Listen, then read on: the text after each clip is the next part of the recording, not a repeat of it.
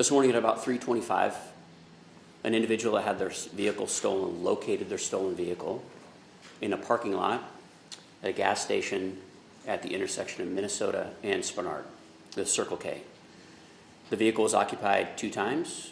The driver of the vehicle was putting gas in the vehicle, and when the vehicle left the gas station, the complainant and owner of the vehicle maintained on the line with dispatch and followed a safe distance to provide updates so that officers could help recover a vehicle for her. When the vehicle left the gas station, it traveled northbound on Minnesota, eastbound Benson, southbound Arctic, and then into the neighborhood to the east. It came to a stop at the intersection of 34th and Eureka, and at that time, officers arrived on scene and attempted to block the vehicle in. Both of the occupants got out of the vehicle. One was immediately taken into custody, and the second one fled westbound on foot on 34th towards Bering. Several officers, including a canine officer and his canine Kiska, followed the suspect on foot. There were some officers arriving at the scene that also tried to block the route that the suspect was taking as he fled on foot. The suspect continued to run westbound.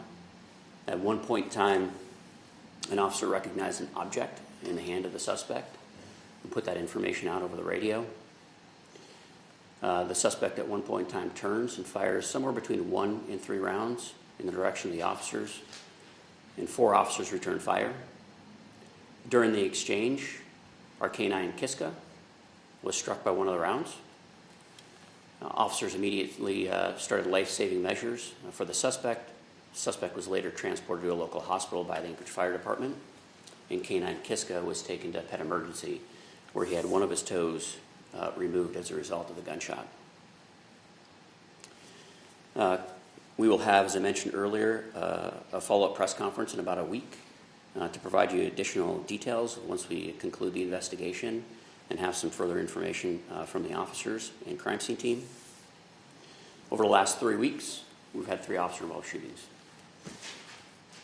And this usually starts a string of questions when you have 3 officer-involved shootings in a compressed length of time. Questions like why? Why so many in such a short period of time?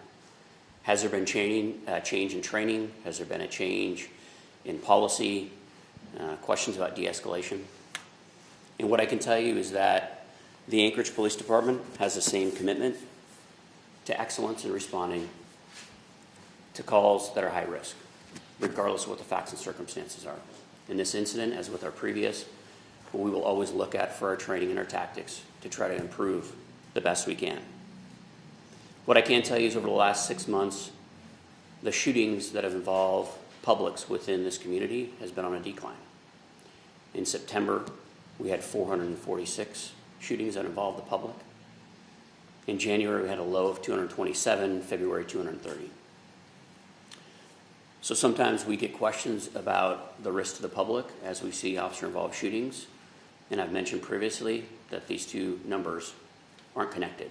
And in fact, violent crime in Anchorage, when it relates to gun-related crime, is on the decline. Here's what I can promise you.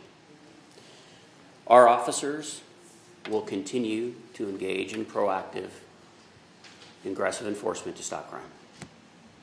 That commitment comes with some inherent risks, but it also reflects the dedication of our officers to keep this community safe.